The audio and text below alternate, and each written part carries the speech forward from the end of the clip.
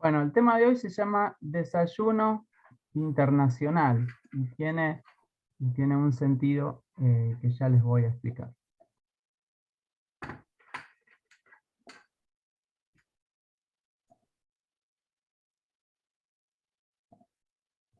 Disculpen que hay un micrófono encendido, estoy buscando para apagarlo.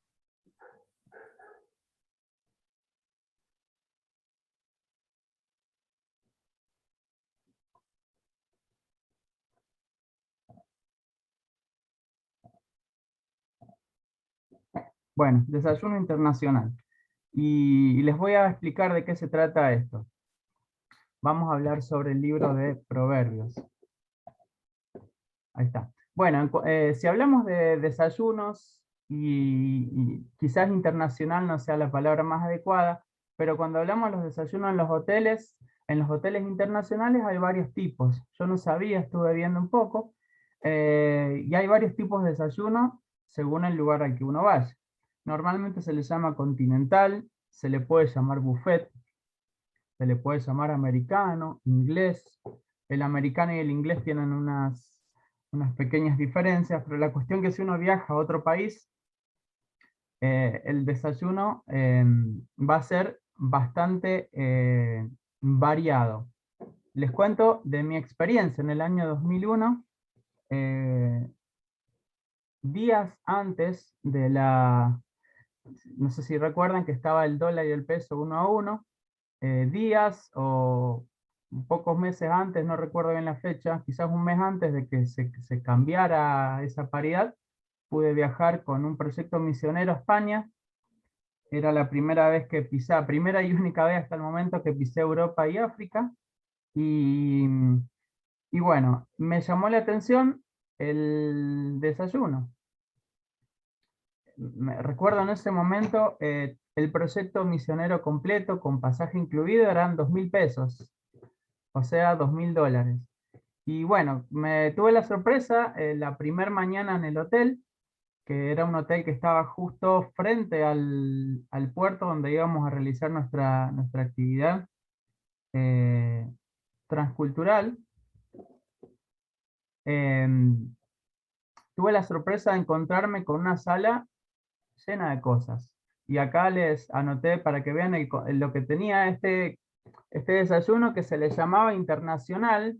Hoy día, digamos, tienen nombres más sofisticados. Podríamos, según la clasificación actual, podríamos decir que el desayuno que tuve era continental y era buffet. Tenía café, té, leche, jugos naturales, lo que se le llama bollería, que sería las facturas y las cosas dulces que nosotros conocemos. Ese pan tipo lactal tenía la posibilidad de tostarlo, manteca, mermelada, embutidos, queso, cereales, frutas. Y la forma era buffet, que es una forma de servir en la que uno, o sea, están las cosas disponibles para que uno coma lo que quiera y cuanto quiera. Yo tenía 20 años menos, no tenía problemas de presión, y la cuestión es que con 25 años desayunaba con 2 cafés con leche, por lo menos un vaso de jugo, alguna que otra cosa dulce, y que yo recuerde, creo que eran dos. Agarraba pan lactal, le ponía jamón, queso, lo tostaba y por lo menos 2 de eso. Todo eso me entraba y podía disfrutarlo en aquella época. Bueno, esa es la variedad. No sé si hoy día habría, porque se podría decir diente libre, no sé si eso sigue estando como en aquella época, pero quería hablar de la variedad, pensando en la variedad en desayuno, en la variedad que tenemos en Proverbios, porque estos días estuve leyendo Proverbios y me encontré con un montón de cosas. Y recordar que Proverbios es un libro poético que trata de la moral y de la piedad aplicada a la vida diaria. Su autor es el rey Salomón y tiene diversos temas: el temor a Dios, la sabiduría y la necedad, el rico y el pobre, el dirigente, el perezoso, el borracho. Habla también de los padres y los hijos y los jóvenes, de la mujer corrompida y la virtuosa, habla del matrimonio, la lengua, la ira, la bondad, la humildad, el carácter, el corazón, la salud, la oración, el testimonio, el gobierno y un montón de otras cosas. Tenemos un montón de temas en el libro de Proverbios para aprovechar. Y así como uno tuve esa experiencia de degustar un desayuno internacional, un desayuno continental, hoy vamos a degustar parte solamente, porque sería imposible si no, de lo que tiene la variedad del libro de Proverbios. Así que los invito a reflexionar en algunos pasajes y sacar algunas enseñanzas. Pero una advertencia para aprovechar el libro. Y ahí hay un ejemplo, Proverbios 12:16 dice, el necio manifiesta su ira al instante, pero el prudente pasa por alto la injuria. Y la tendencia natural, por lo menos a mí me pasaba, yo me ponía en lugar del prudente. O sea, el necio es el otro, y yo soy el prudente.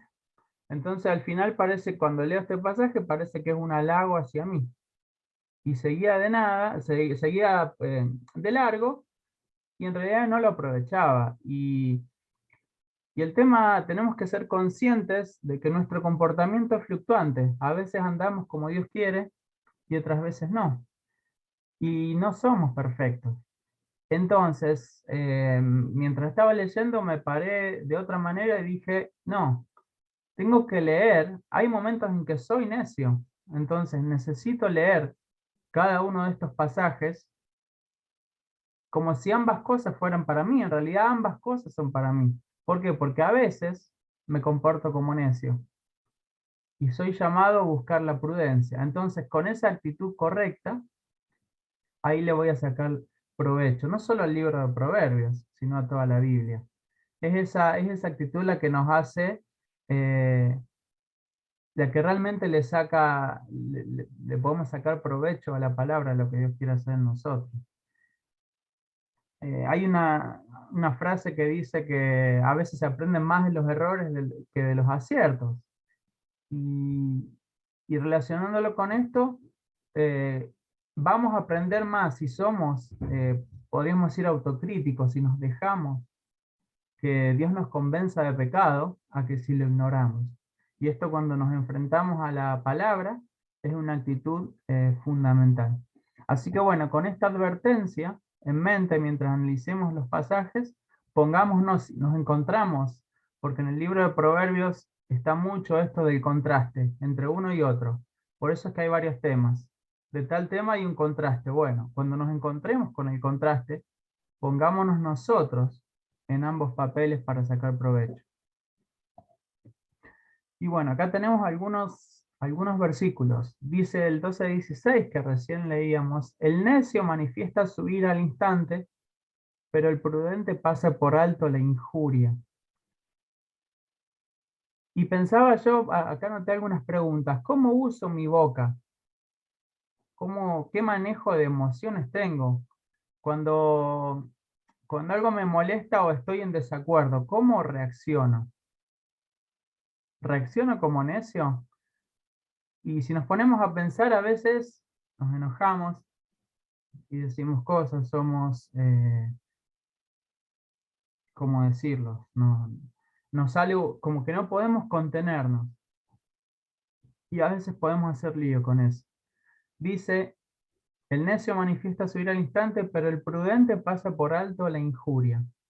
Entonces, si entre nuestras debilidades, nuestras áreas débiles, está esto de enojarnos y decirlo y manifestarlo, bueno, es un llamado a buscar la prudencia, dejándolo pasar por alto.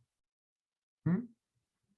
Así que si alguno está peleando con eso, ahí anótese el versículo. Capítulo 13, versículo 3. Estos pasajes que estamos viendo en esta placa están todos relacionados. El que guarda su boca, guarda su alma, pero el que suelta sus labios tendrá calamidad. Y el 15:18, el hombre iracundo provoca contiendas, pero el que tarde se enoja apacigua la rencilla. Entonces, dice otro pasaje, airaos, pero no pequéis. No es que no tenemos que enojarnos. El tema es qué hacemos con esa ira si dejamos que haga efervescencia y nos lleve a pecar en nuestro corazón y en nuestras acciones.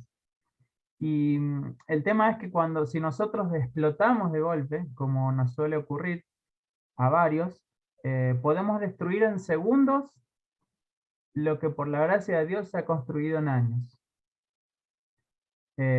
Quizás venimos bien, venimos creciendo en nuestra vida cristiana y áreas en las que en las relaciones, en el trabajo hemos avanzado, pero un ataque de ira puede ser desastroso. Una mancha negra, si yo tuviera una remera blanca y tengo una pequeña mancha negra, no se va a ver todo lo blanco, se va a ver la manchita negra. Y eso es lo que puede causar una explosión en ira. Dice Jacobo, que lo conocemos como Santiago, Jacobo, podríamos decir el medio hermano de Jesús, hijo de María, dice en el libro de Santiago 3:5, cuán grande bosque enciende un fuego tan pequeño. Y ese es un problema, una explosión de ira de nosotros puede iniciar algo mucho más grande. Entonces pongamos en manos del Señor nuestras explosiones de ira, el manejo de las emociones. Y tenemos el ejemplo de Jesús en Marcos 15, del 3 al 5, si después lo quieren buscar. Pero están los judíos acusándole, Jesús está ante Pilatos, dicen un montón de cosas injustas. Jesús tenía todo el derecho a defenderse y no dijo nada. Y Pilato se sorprendió de que no dijera nada. Otro pasaje en relación a esto, 14:3, de la boca del necio brota la vara de la soberbia, pero los sabios son preservados por sus labios. Y el 13:10, con la soberbia solo se provoca contienda, pero con los bien aconsejados está la sabiduría. Nosotros no somos perfectos, no, la perfección va a estar en la eternidad, con aquellos que por gracia de Dios hemos podido arrepentirnos de nuestros pecados. El tema es que estamos entremezclados, tenemos una lucha en nuestro interior entre lo que nos guía Dios y lo que nuestra carne quiere. Y a veces lo que decimos tiene buenas intenciones mezclado con soberbia, y a veces podemos estar impulsados por la soberbia, y esta puede estar entremezclada con nuestras buenas intenciones. Y a veces quizás tengamos el impulso de responder, pero quizás sea mejor callar y pedir ayuda a Dios para entender cuáles son nuestras intenciones. Porque puede ser que tengamos razón en parte y en parte estemos impulsados por la soberbia, por el orgullo o por enojos y por tantas otras cosas. Así que están buenos estos pasajes que nos hacen pensar en que a veces tenemos que pasar por alto, en que tenemos que pasar por alto la injuria, porque eso es ser prudente, que tenemos que guardar nuestra boca, porque guardar nuestra boca es guardar nuestra alma, nuestro ser entero, y guardar a los otros también. En recordar que si el enojo es como controlado, podemos apaciguar problemas, eh, problemas de unos con otros. Vamos a ser preservados si controlamos nuestro hablar, y vamos a estar creciendo y madurando hacia la sabiduría que Dios quiere. Así que estas es algo de las variedades que trae Proverbios, y específicamente estos versículos en relación al hablar y a lo que decimos, el manejo de las emociones. Otros versículos, dice el 12:1, el que ama la corrección ama el conocimiento, pero el que aborrece la reprensión es necio. Y para que nos preguntemos, ¿me gusta la corrección? ¿Me gusta que otros me corrijan, que Dios me corrija? Y la realidad es que necesitamos la corrección para madurar, aunque nuestro orgullo eh, sea afectado. Necesitamos la corrección, es parte vital. Por lo menos a mí no me gusta que me corrijan. Pero es necesario, uno aprende, y es necesario que seamos conscientes que no sabemos todo, todo. Así que está bueno recordar entonces que si buscamos la corrección, eh, podemos crecer en conocimiento y madurar como Dios quiere. 12:4, hablando de otro tema. La mujer virtuosa es corona de su marido, pero la que lo avergüenza como carcoma en sus huesos. Pregunta a los casados, ¿avergonzás a tu cónyuge en público o en privado? La realidad es que si lo haces, si se lo haces a él o lo haces a ella, la estás hiriendo y la estás alejando de vos. Eh, Tenemos que buscar una cosa es hacer un chiste, y ojo con los chistes, pero si nosotros lo avergonzamos, estaría bueno que preguntemos al otro, que nos tomemos un tiempo y le preguntemos, a ver, ¿vos sentís que te avergoncé en algo? ¿Cuándo? ¿Cómo? Eh, el varón no va a recordar situaciones concretas. La mujer quizás tiene más facilidad para recordar un histórico de situaciones, pero el varón también va a saber recordar qué cosas le ofendieron. Entonces está bueno charlar porque es un área importante en el crecimiento de la pareja. Otro tema, 12:26, y esto nos va a pasar en el libro de Proverbios. Nos encontramos con una cosa y con otra, no es que está necesariamente ordenado por temas, y eso es lo rico, es la variedad del libro de Proverbios. 12:26, el justo sirve de guía a su prójimo, pero el camino de los malvados los hace errar. Y habla sobre el justo, cómo es un modelo para la persona que está cercana a él, y el justo, tenemos que pensar a la luz de la obra de Cristo, que justo es aquel que ha sido justificado, ha sido declarado justo, no porque es perfecto, sino que por gracia de Dios, a pesar de que es imperfecto, ha sido declarado aceptable a Dios. Pero los cristianos somos personas en proceso de madurez, de crecimiento, ninguno es perfecto. Entonces tenemos que ser conscientes de que así estamos nosotros en proceso de maduración y que así están los otros. Entonces el justo sirve de modelo, pero el camino, lo que eligen los malvados, el estilo de vida los hace errar. Y también pongámonos nosotros en este lugar, porque a veces nos comportamos como justos y somos ejemplos, o sea, hacemos las cosas como Dios quiere, y otras veces actuamos como malvados, o sea, como ¿quiénes son los malvados? Los que tienen malas intenciones, y a veces actuamos con malas intenciones y erramos. Y, pensaba, yéndome un poquito específicamente lo que dice el pasaje, pero en esto de comparar el camino bueno, las buenas decisiones y las malas, si a veces nos preguntamos si vale la pena seguir a Dios y hacer las cosas a su manera.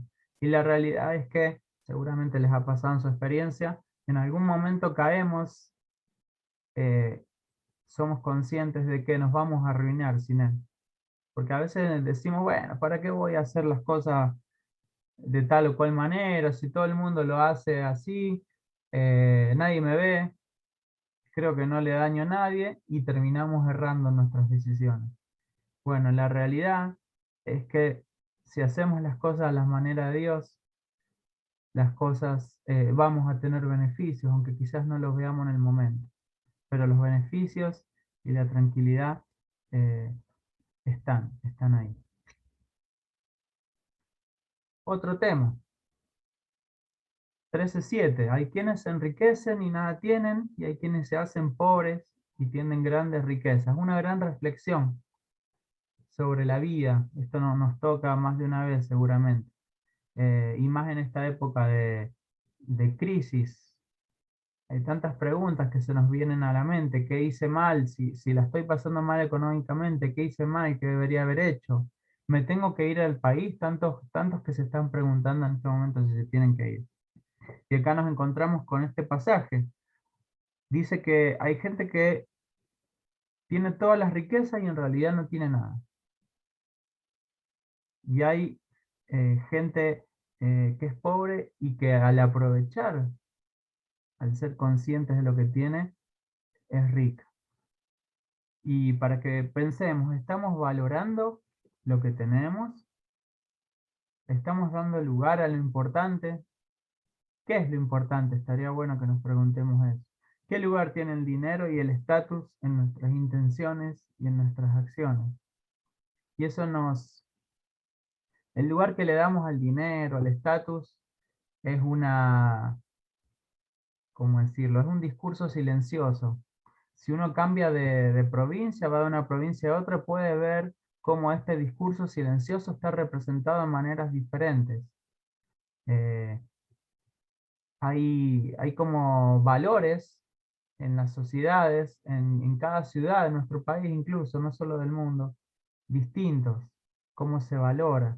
Hay lugares, en las grandes ciudades quizás, no se puede ver a gente de mucho dinero y de poco comiendo en el mismo lugar como ocurre en otros lugares, porque son distintas valoraciones del dinero y el estatus. Está bueno entonces que como miembros de la sociedad a la que pertenecemos y como individuos con responsabilidades de nuestros pensamientos y de nuestras prioridades, nos preguntemos qué lugar tiene el dinero y cómo en nuestra vida y cómo lo estamos, a qué cosas le estamos dando más valor que otras, porque seguramente nos vamos a encontrar con que tenemos que permitir que Dios haga ajustes en ese sentido. Bueno, como ven hasta ahora bastante variado. Está pensado como una muestra, como para invitarlos a que en algún momento, si no lo han hecho, vuelvan al libro de Proverbios y se van a encontrar con una variedad de cosas para degustar. 13:24, el que escatima el castigo aborrece a su hijo, el que lo ama temprano lo corrige.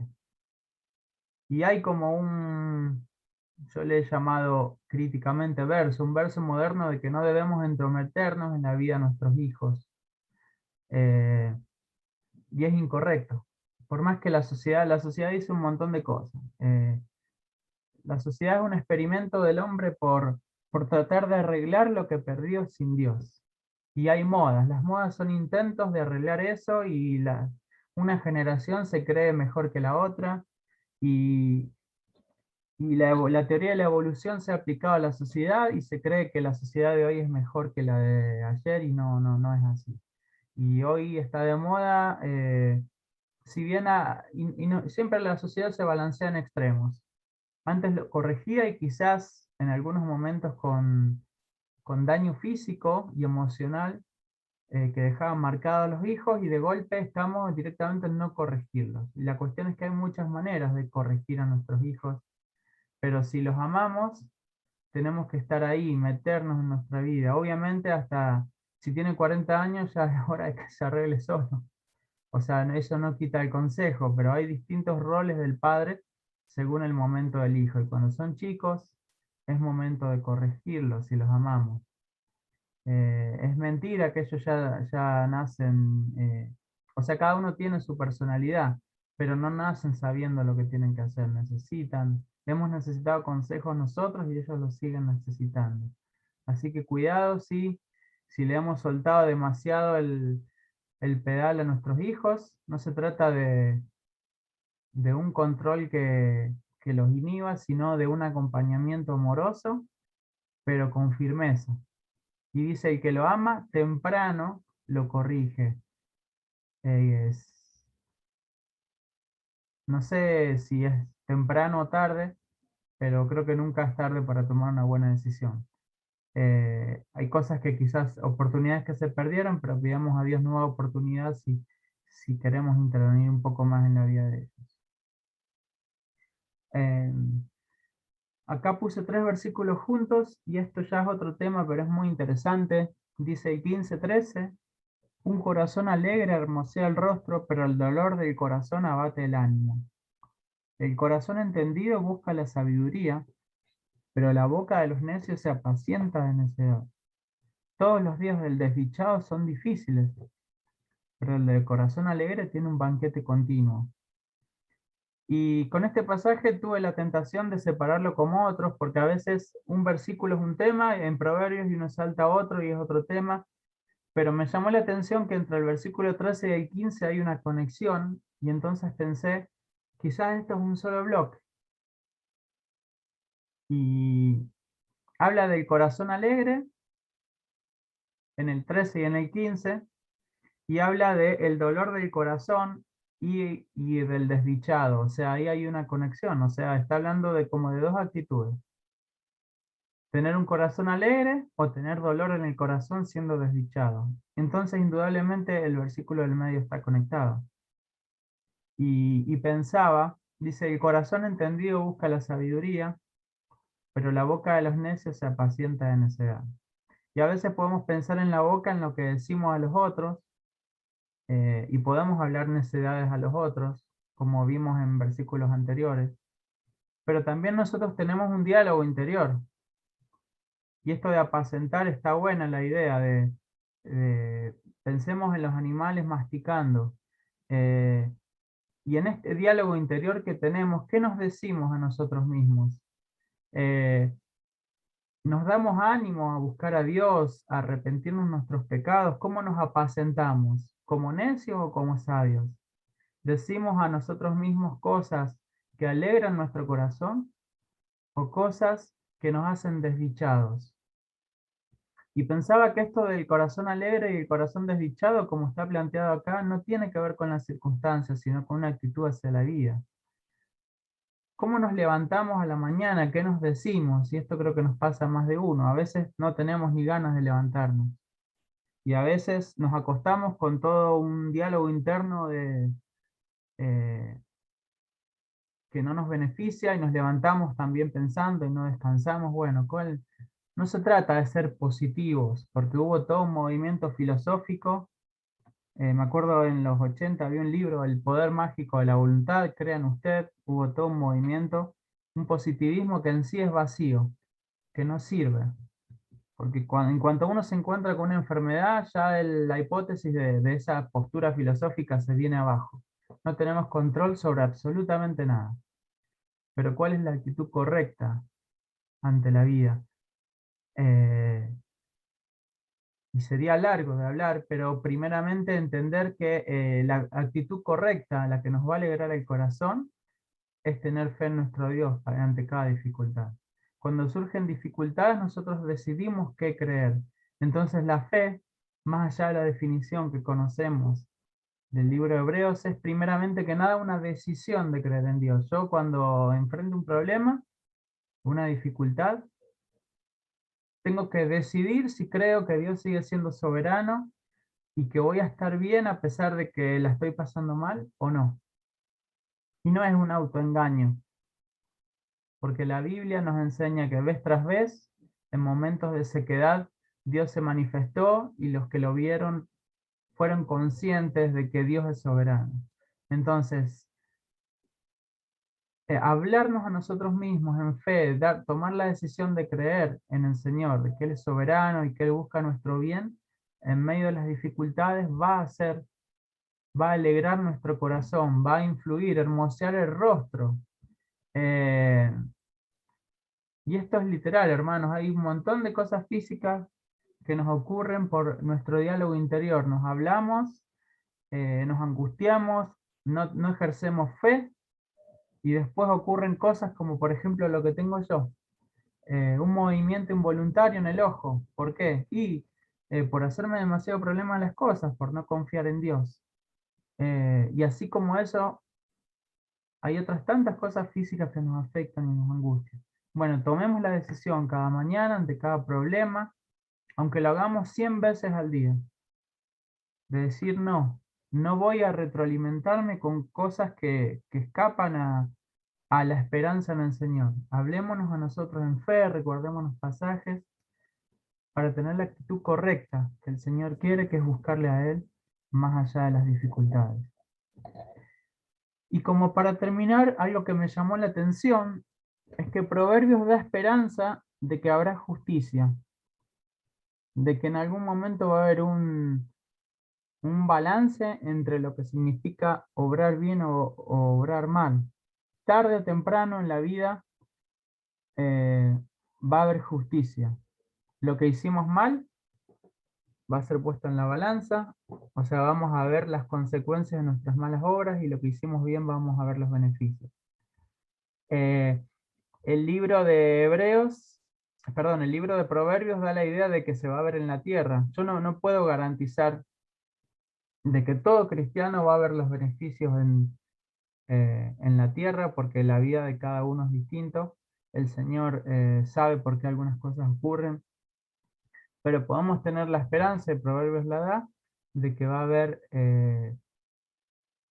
haber, vamos a ver la justicia, tarde o temprano, quizás en esta tierra y también en la eternidad con Él. Y acá algunos ejemplos.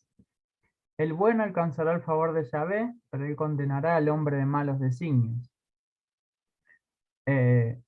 Si pensamos mal, vamos a ver las consecuencias o sea, los malos designios, digamos, el tener un pensamiento con malas intenciones. Si pensamos así, vamos a ver esas consecuencias, pero si pensamos bien del otro, vamos a disfrutar de tener el favor de Dios. 12:7 se derrumban los malvados y ya no existen, pero la casa de los justos permanecerá. Si elegimos actuar como a Dios le agrada, va a haber permanencia. Pero si decidimos actuar con maldad, nos arriesgamos a desaparecer de una u otra manera, que suframos pérdida de alguna u otra manera. En la falsedad de sus labios se enreda el malvado, pero el justo saldrá de la tribulación. Si queremos zafar con mentiras, vamos a terminar enredados.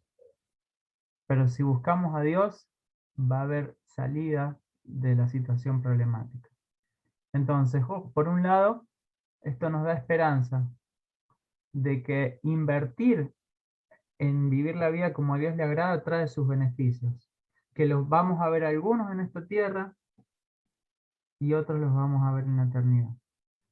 Mantengamos una postura autocrítica cuando leemos proverbios, cuando leemos la palabra, permitiendo que Dios nos convenza de nuestras intenciones. Todo el tiempo estamos atravesados, lo que hacemos, lo que decimos, lo que pensamos, por cosas, por buenas y malas intenciones, están así entremezcladas. Permitamos que Dios nos haga ver cómo están entremezcladas estas intenciones y cómo afectan a lo que pensamos, a lo que decimos y a lo que hacemos.